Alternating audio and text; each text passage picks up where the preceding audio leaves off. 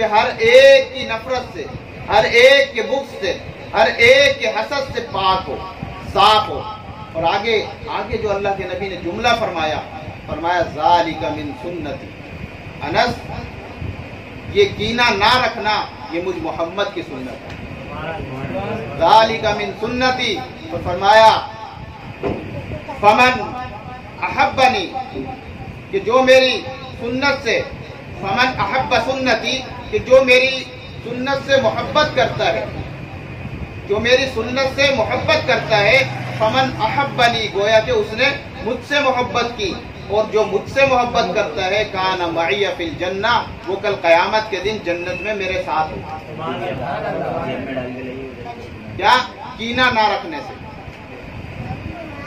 اللہ کے نبی علیہ السلام کی مجلس لگی ہوئی ہے، صحابہ اکرام آپ صلی اللہ علیہ وسلم کے ارد گرد بیٹھے ہوئے ہیں، اور جب اللہ کے نبی صلی اللہ علیہ وسلم صحابہ کے جھرمٹ میں بیٹھتے تھے تو ایسا محسوس ہوتا تھا کہ جیسے تاروں کے اندر جو ہے چاند چمک رہا۔ تو اللہ کے نبی علیہ السلام کی محفل لگی ہوئی ہے، مجلس لگی ہوئی ہے، ارد گرد صحابہ اکرام تشریف فرما ہیں۔ سامنے سے ایک شخص آیا، اللہ کے نبی علیہ السلام نے صحابہ سے فرمایا کہ اے میرے صحابہ، اے میرے ساتھیوں، اگر تم نے کسی جنتی آدمی کو دیکھنا ہے تو وہ سامنے دیکھو، وہ جنتی شخص جا رہا ہے۔ صحابہ نے دیکھا۔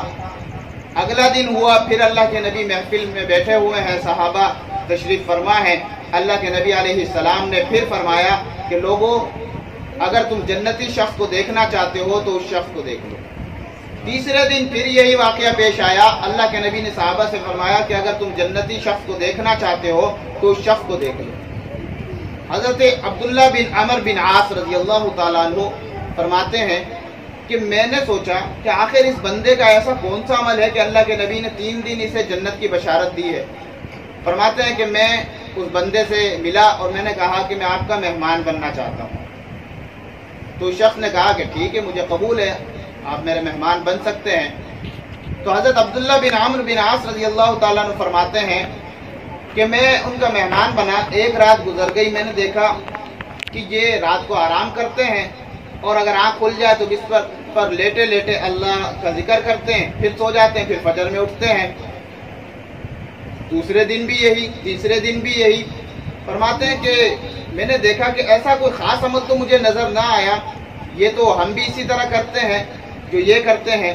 البتہ یہ ہے کہ میں نے یہ دیکھا کہ ان 3-4 دن میں انہوں نے نہ کسی کی غیبت کی، نہ کسی کو گالی دی، نہ کسی کے خلاف جو حسد رکھا، نہ کسی کی برائی کی، نہ کسی کی چغلی کی۔ فرماتے ہیں کہ جب چوتھا دن ہوا تو میں ان کے پاس سے جانے لگا اور میں نے کہا کہ یہ بتائیں آپ کا کوئی خاص عمل ہے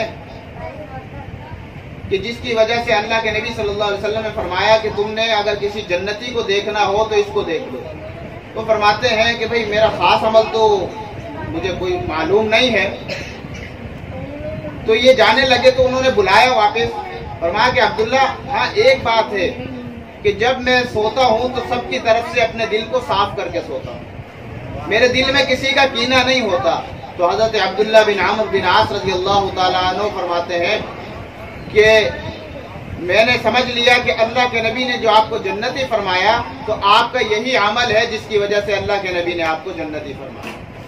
اور یہ کون تھے؟ یہ عشرہ مبشرہ میں سے صحابی رسول حضرت سعد بن ابی وقاص رضی اللہ تعالیٰ عنہ تھے، کہ جن کے بارے میں اللہ کے نبی صلی اللہ علیہ وسلم نے، سارے صحابہ اللہ کے نبی سے کہتے ہیں فدا کا ابی و امی یا رسول اللہ، کہ میرے ماں باپ آپ پر قربان یا رسول اللہ، لیکن ساتھ تیرے قربان جاؤں تو وہ ہے کہ جسے اللہ کے نبی فرما رہے ہیں فدا کا ابی و امی یا سعد۔